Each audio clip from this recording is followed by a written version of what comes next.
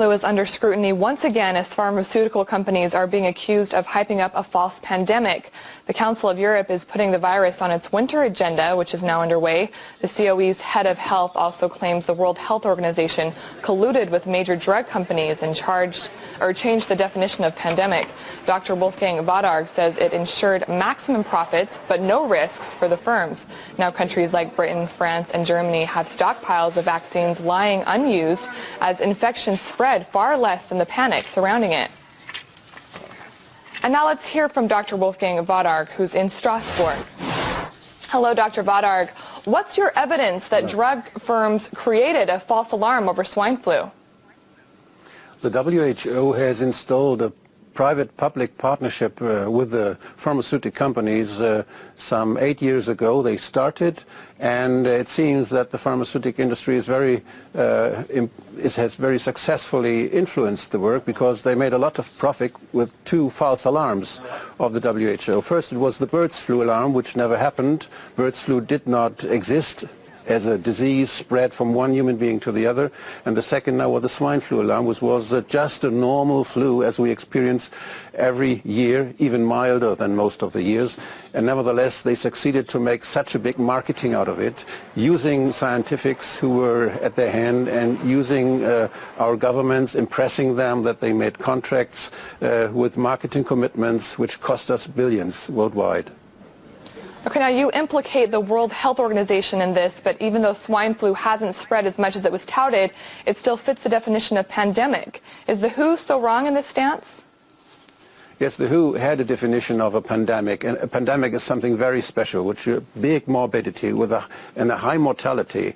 And this was in the definition before in 2004, 2005. You can read it in the WHO websites and in the papers. And this year they suddenly dropped those two characteristics. They said nothing about the severeness of the disease which is spreading, and they said nothing about the mortality, which is very essential for such a definition.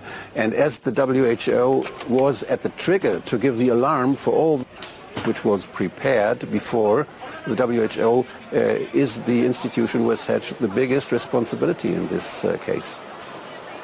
Well, the nature of a forecast is an educated guess. Isn't that better than being cautious and unprepared? I didn't understand this question, pardon. Could you repeat it, please? Yes, I said the nature of a forecast is an educated guess. And is that better, in your opinion, than being cautious and unprepared? I think we have to see that the WHO is transparently working, and that the interest between the public interest on one side and the economic interest are that they are separated.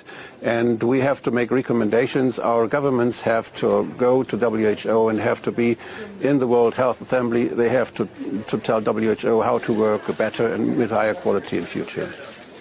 Okay, one last question, Dr. Vadarg. What's the Council of Europe going to do to get answers from drugs firms on this? We try to investigate how this happened, how this false alarm happened twice, and we try to investigate and to find out what structures we need that we can start to rely on our institutions. It's not only the WHO, it's also the national institutions. Many of us, in many states, there were national institutions that just followed what WHO said, and they continued even telling us that there may be a second wave, although some other institutions already had found out and had documented that, for instance, in Australia, where the winter is long over, there has been none, and there is no scientific evidence for a second wave, so they continue selling their drugs, and WHO helps them, and some national institutes do this too. And it is irresponsible, it's unresponsible, because people are vaccinated without and needlessly. And it makes a damage to people. There may be side effects, and it costs a lot of money, but I think the side effects and the giving children to vaccination, which is not necessary, when it's even not proved that the vaccinations of children help something, and the vaccines are not tested with children. So there's so many things happening, and WHO is just covering all this and saying this is a good thing. It's incredible what's happening.